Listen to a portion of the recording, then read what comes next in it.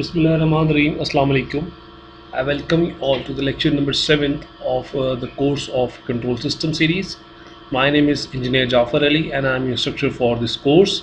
So today is our first part of the 7th lecture. The second part will be uploaded tomorrow inshallah. So let's start our lecture with the recapitulation of all the previous topics that we have discussed till now.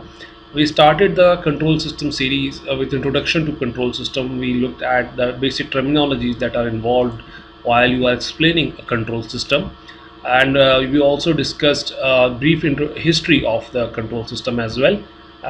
Few of the landmarks were discussed that were great achievement in the history. After that we learned about the need of the control system, that why do we need a control system and what are the good factors that are involved in a good control system, what are the factors, what are the key parameters that you need to set while you are trying to make a good or successful control system. Then we looked at the classifications of the control system based upon different parameters.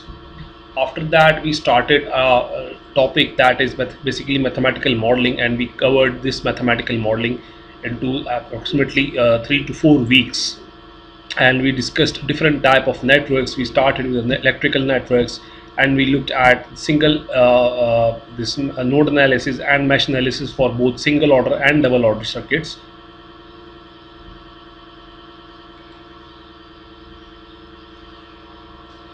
After that we looked at the mechanical system, and specifically we found out the transfer function for translational and rotational mechanical system with both single equations and two equations. And in the last part of this mathematical modeling section we discussed about the designing or modeling of this electromechanical system, that how you can model mathematically the electromechanical system. We discussed their different parameters, that how you can relate electrical with mechanical quantities by using torque equations that involves current as well as torque, and that was the key where you joined these electrical system electrical networks with the mechanical systems. And we found out the transfer function of a DC motor actually, and we did approximately 2 to 3 examples as well. In the class we already discussed several examples in the revision class. That was the last class, 6th lecture, part B. So moving swiftly on the same methodology for representing a control system, you know that I promised you that I will teach you the representation of a control system in 2 to 3 varieties, and the second variety that we will be looking is basically the block diagrams. The first one was mathematical equations, the second one is basically block diagram. It is most important as well.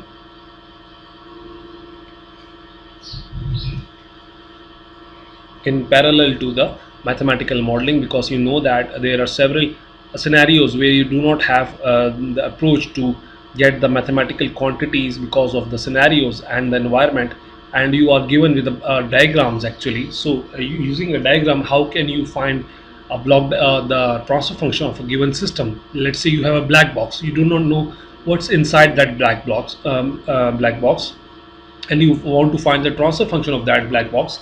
So you can do that by using these kind of representations, and I will teach you how you can do that. So block diagrams, we will start with the block diagrams, then we will also find that how you can reduce a big circuit or a big diagram that involves multiple blocks, and you can reduce it to single block. And using this basically we can also use another rule that is basically known as Mason's rule.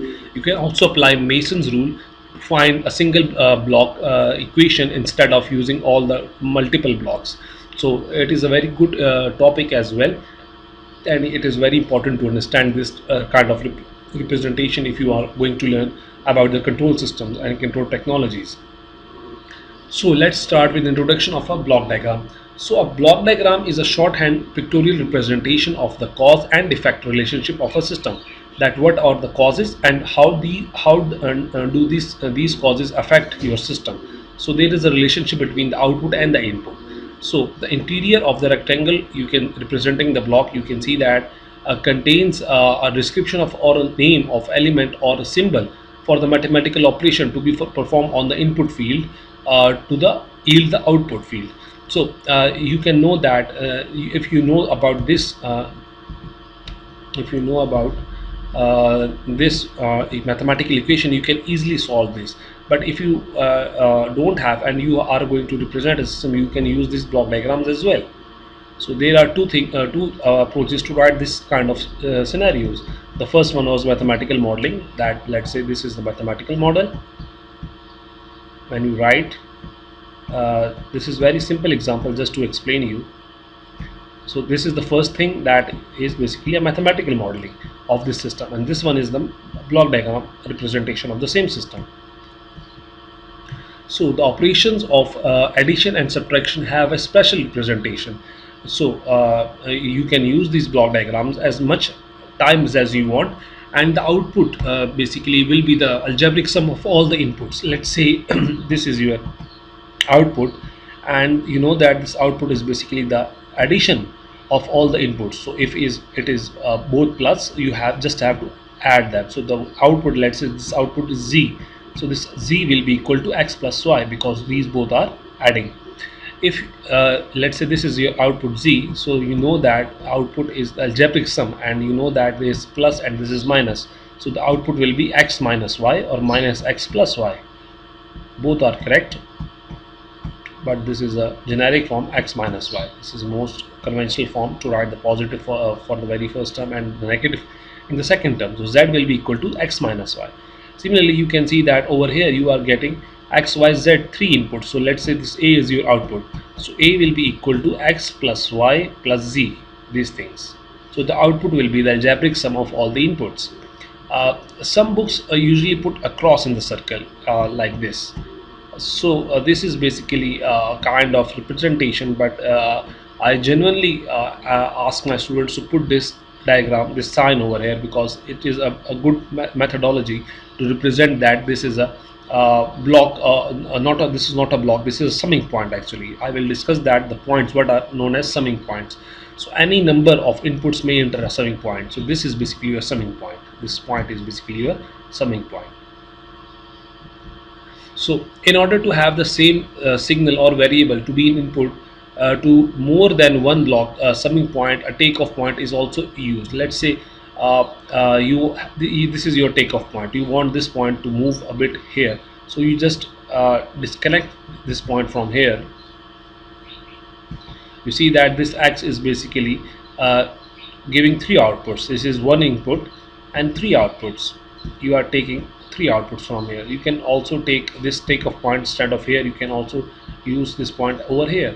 So this is your takeoff point, where you can remove this point and put this point somewhere else. So this becomes your pick off, or you can say takeoff point. This permits the signal to proceed unaltered along several different paths to several destinations. So this is basically your, you can also term it as one to many points. So this is basically providing you the opportunity to do the same path. Let's take an example. Equation is given to you. Let's say this is your equation, and someone asks you to make the block diagram for this equation. So you know that the output will be the algebraic sum of all the inputs with minus sign. The 5 is with minus sign, and you can also further decompose this as this. So the total block diagram, if anyone wants to make it more reduced form, he can just ignore these terms, and instead of these terms he has just to put these blocks. This is for this output. The output of this term will be given to the input of this line. Similarly, the x2 will be multiplied with a2 in the block, and it should be given, the output of this line should be given to this line actually, and 5 will remain as it is because it doesn't involve any variable or input. So this is a constant input, and you just have to apply 5 at this point. So this is the further reduction of this point, and it is recommended that you have to, if anyone asks you to resolve it, it will be a more good method if you resolve as much as possible. and you reduce it at as many blocks as it provides you, so that the client or the one who has asked you doesn't feel any confusion in this kind of representation. So you can see that, as I told you, that this is the methodology. You can basically put a1 x1 and it will be added to a2 x2, and it will be subtracted from minus 5 will be subtracted from this. So x3 will be like this. This is the mathematical equation, and this is the block diagram representation. So this is a more cool method if you want to apply to your own control systems or any systems. So from these equations you can have a generic idea that this equation, the output of xn, will be the summation of all these inputs multiplied with the coefficients or the gains, path gains. These are basically forward path gains, and I've already discussed it with you, and we will also discuss these terminologies in the coming slides as well. So do not need to worry if you don't know about the forward feedback or the reverse feedback, etc. So this is a example to you, and you have to solve it by yourself, though I have given you a great methodology to how that you can reduce your block diagram from this kind of mathematical equation. So this will be a good assignment for you as well. So you have to draw the block diagrams of the following two systems. This is your assignment. So let's talk about the canonical version or canonical form of this feedback control system. You can see a feedback control system in this diagram, where R is the input, E is the error that is generated with the subtraction from this R and reference signal, and the feedback signal, that is B. And this is your reverse path gain. This H is your reverse path gain because it is coming as a feedback, and this G is your forward path gain. So this is F, and this is your R, that is reverse path gain. And mostly this F is a forward path gain is denoted by G, and the reverse path gain is mostly denoted by H in terms of the control system. C is your output. So the description is mentioned over here. C over R, this thing divided by this thing will give you a complete transfer function of this complete equation, of this complete basically a model or this system, and it will be equal to G divided by 1 plus minus GH. If this is a minus, the feedback is going to be minus, this will be plus. And if the feedback is going to add in the this is summing point, so this, if it is plus over here, you should be put minus over here. So this is the sign changing, and you have to keep that in mind as well. If anyone asks you find the relationship between E and R, that is this E divided by this R, so you can also find that by just ignoring the G, and instead of G you have to put this one, because you know that G is after this E, so this G will not be involved in the relationship between E and this R. So you just have to remove this G, but you know that this G will be the parameter that will be involved, because this is coming back as a feedback and is going to add in the summing point over here. So instead of the forward path gain, you have just put it 1, and in the reverse path gain there will be also G with it. So, and again the same rule, if you have minus over here, you can put plus at that point, and if you plus at this point, you should be placing minus over here. And the primary feedback is also the same equation, and it will involve, if you want to find the value of this B over R, you can also find that, and you should be keeping in mind that now this B involves this G and H both, so that is why it will be coming on the top as well as a numerator and as well as in the denominator. And the same rule will be applied over here. If this minus sign at the summing point, you should be placing plus, and if there is plus sign at the summing point with this B, you should be placing minus at this point. So overall control ratio of the closed loop transfer function can be given by this equation, which we already reduced, that is C over C by R should be equal to this forward path gain divided by 1 plus minus forward path gain multiplied with the reverse path gain. And the denominator of closed loop transfer function determines the characteristic equation So if anyone wants to ask you about the characteristic equation, you just have to put this denominator equal to 0, and you know this rule as you have already learned about the differential equation. If you want any find a root equation or a characteristic equation, you just have to put the value equal to 0. So we did the same methodology over here, and we put the value this denominator equal to 0, and from this is your characteristic equation, and from this you can easily find the value of g of s or h of s. So let's take this discussion a bit further and to more complicated network, a bit more complicated, not that much complicated. And it is given to you, the g of this diagram is given to you.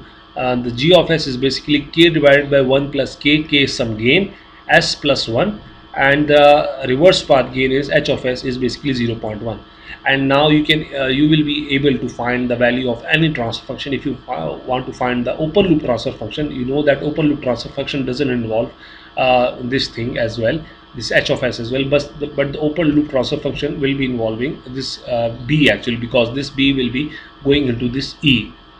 This is your e and this is your b. So if anyone asks you to find the open loop transfer function, it means he asking about b divided by e. So it is basically g multiplied by s. Similarly, if anyone wants feed forward transfer function, it is basically this c divided by this e, and it is given by the equation, and it is just equal to g of s. Because you know that if you already have e of s, you just have to multiply it with this g, and you will be easily able to get the value of this c of s.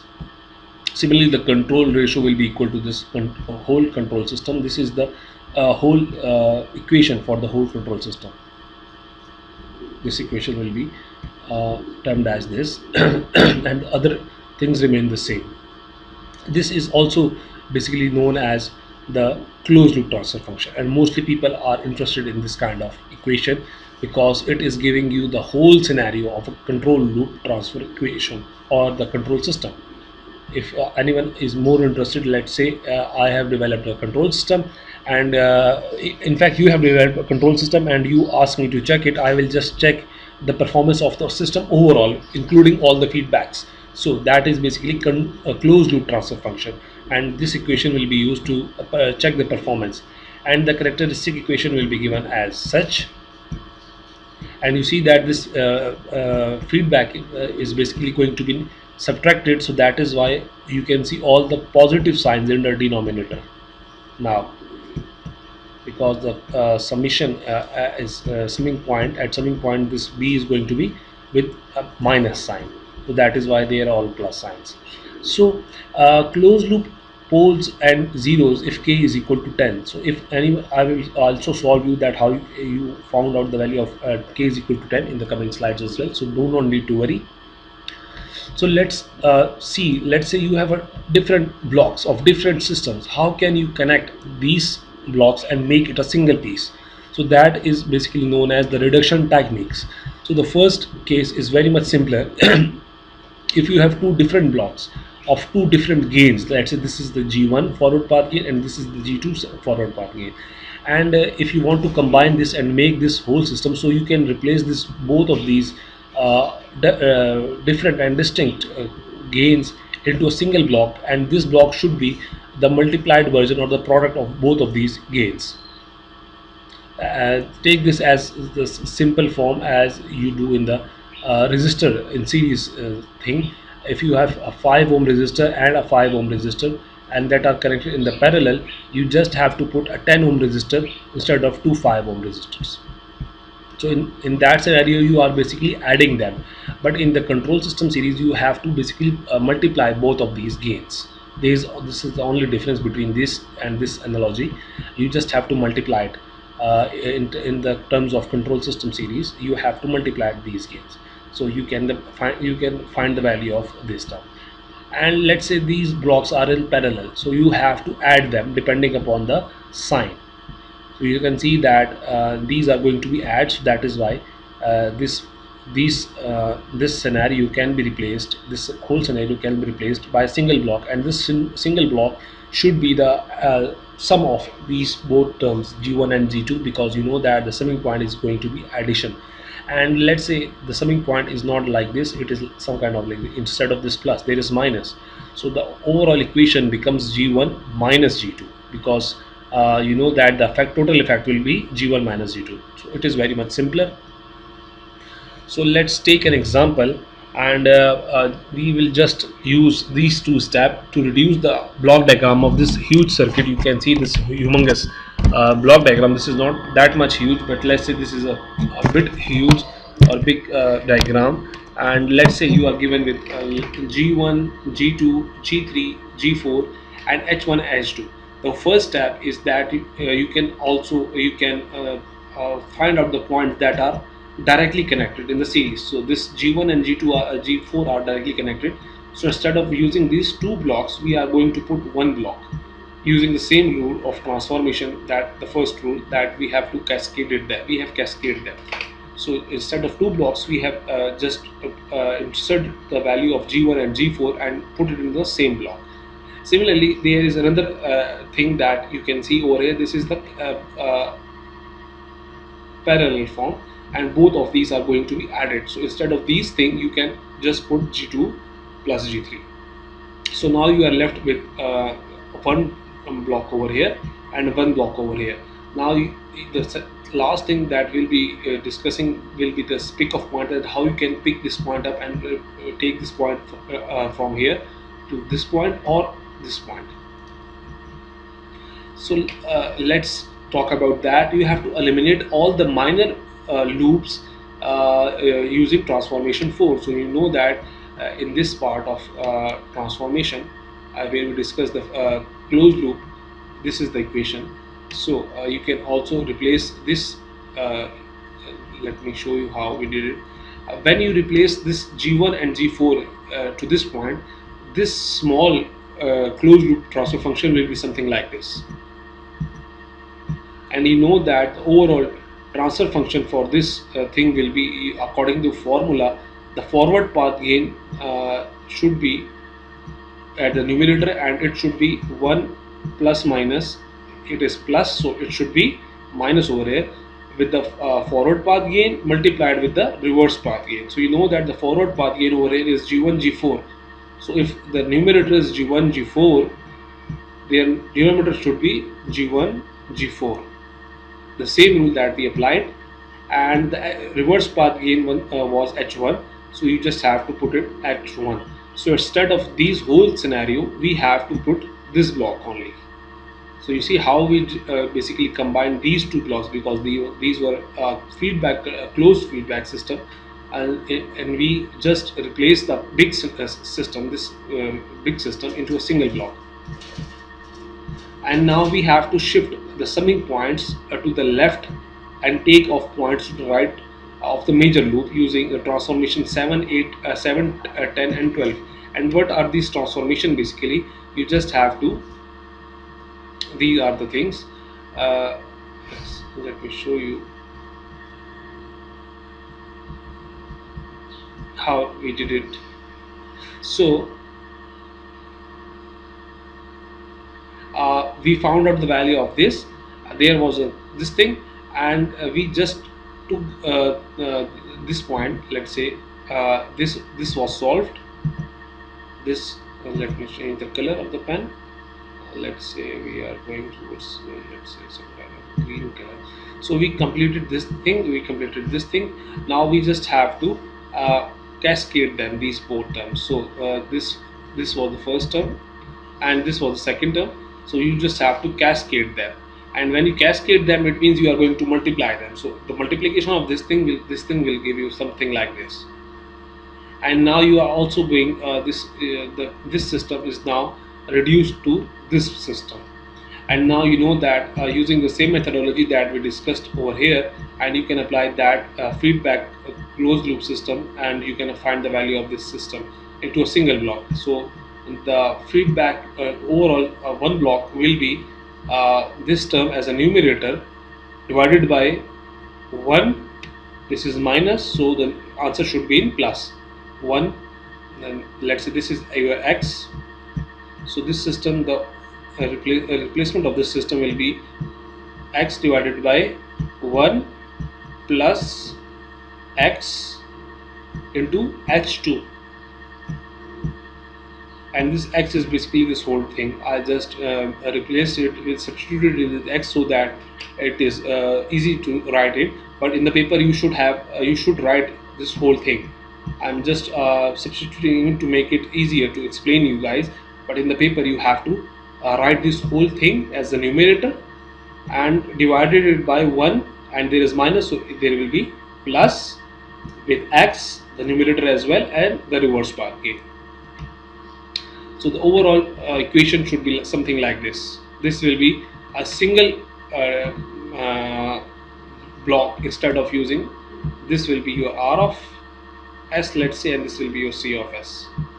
So you see that instead of using 1 2 3 4 5 6 blocks and 3 summing points, there were 6 blocks, and there were 3 summing points, and now you have reduced the system to a single block with no summing points.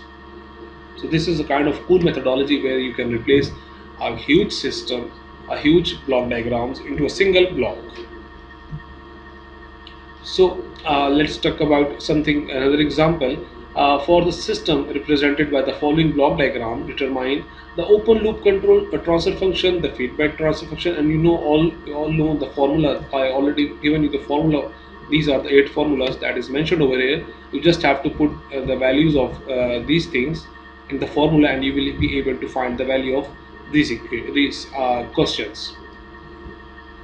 So the first thing that we will do is basically we will reduce the whole block diagram to a canonical form, and you know that this is basically let's go step by step. You can see that this k is basically cascaded with this block, so you can multiply it. So we have just multiplied these blocks and we found out the value of this. Now there is a single feedback path, so instead of, we are just going to solve this block. So the equation will be this thing divided by 1 plus, because this is minus, 1 plus this thing multiplied with s. So you can see that this will be your 1 plus this thing, and after you found out that this is the you can see that this is the basically solution for that as well, that how you can reduce this closed loop function, this closed loop feedback function path into a single path, and the single path will be equal to something like this, and if you solve these you will get the value something like this. And after you solve, there will be only one block will be available, and you know that this one block is basically feedback with this point. So instead of solving this thing, you can also find these values. You can see that the g of s is basically this thing, the h of s is basically this thing. So if anyone asks you to find the open loop transfer function, you can put these values over here. G of s is also given to you like this, and h of s is also given to you like this. And if you you found the value of all these things, and he has asked you to find the closed loop poles and zeros if k is equal to 0, you just have to put the value of k in the numerator. I will also tell you the example in the coming slides. You will put the values of k, but before that you will be solving this equation like this. Let's say this is your g of s, this whole is, so your total equation will become of this complete system will be something g of s, which is basically this huge term k divided by 1 plus k s plus 1 divided by 1, and this is minus, so here will be plus this g of s again into h of s. After you wrote this equation, you will put actually k is equal to 10 in all these where k is involved, and you will be finding this term. When you put k, you will be able to find the values in a generic equation, and you know that the numerator will be the zeros and the denominator will be the poles.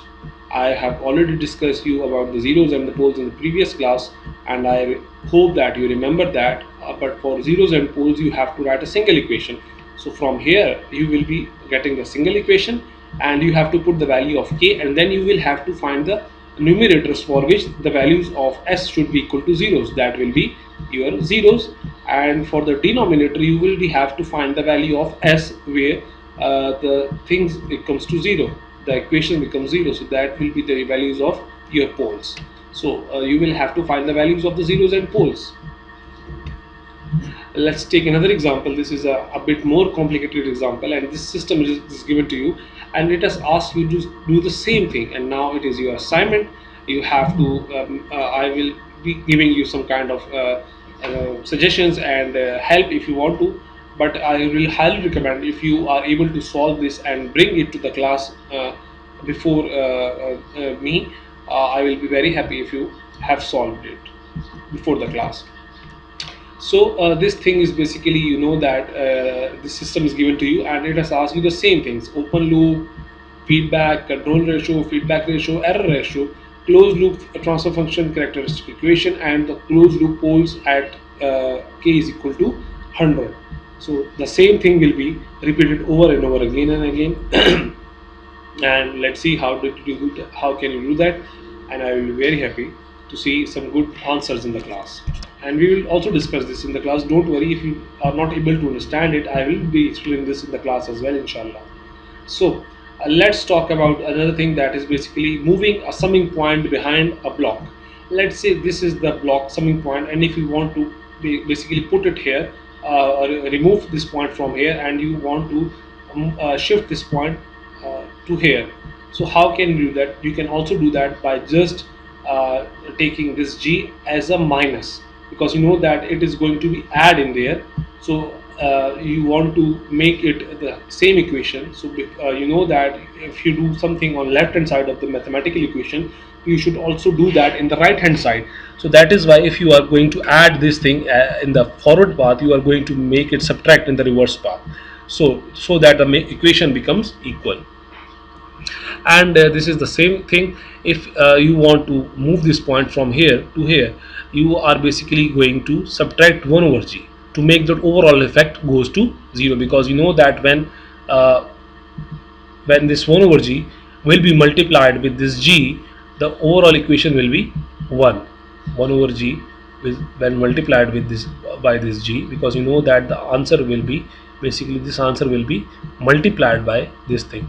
So if you multiply this 1 over g with this g, so the overall effect will be gone. So at this point you do not have any thing that is basically over here with g. So if you want to move this point to this point, you have to put 1 over g to cancel the effect of this g, because you do not want to put the value of g in this path. So you know that if you do not put 1 over g, this thing will be multiplied by this thing g. So to ignore that, you have to put 1 over g before that. This is very much a common sense, and I will be explaining you to you in this in the class as well. So do not need to worry if you are not getting my point. Similarly, if you can see that this is the pick off point, and you are giving this point to some, let's say, some other block, and this block doesn't need the information of g.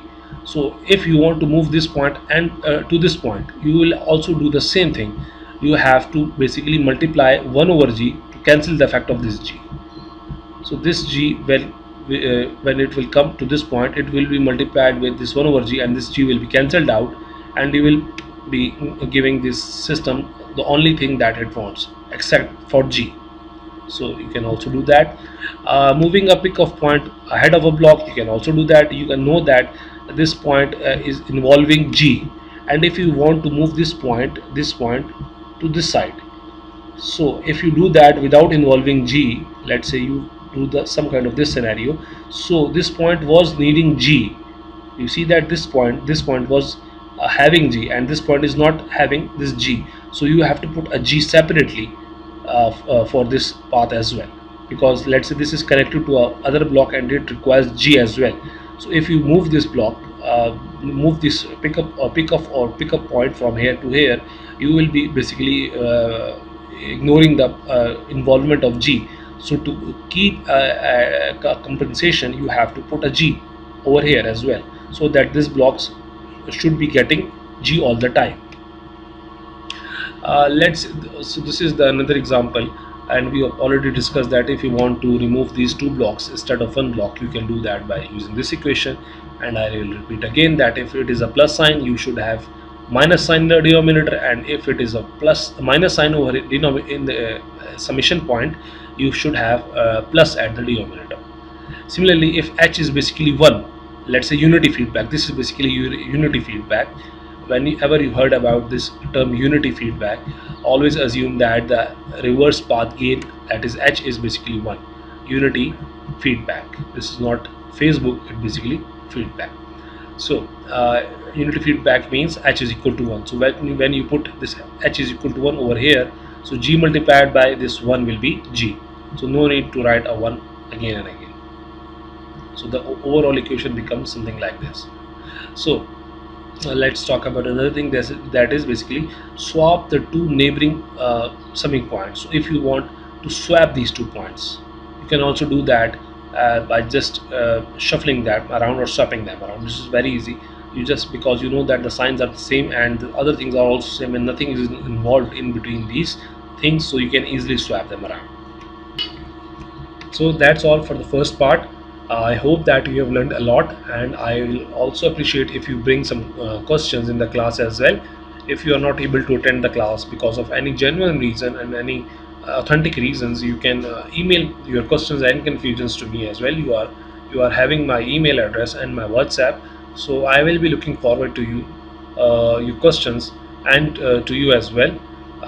Let's have some great discussion in the class as well, and ask more questions, because you know that the more you ask, the more you learn. Thank you very much, and see you in the class. Allah Hafiz.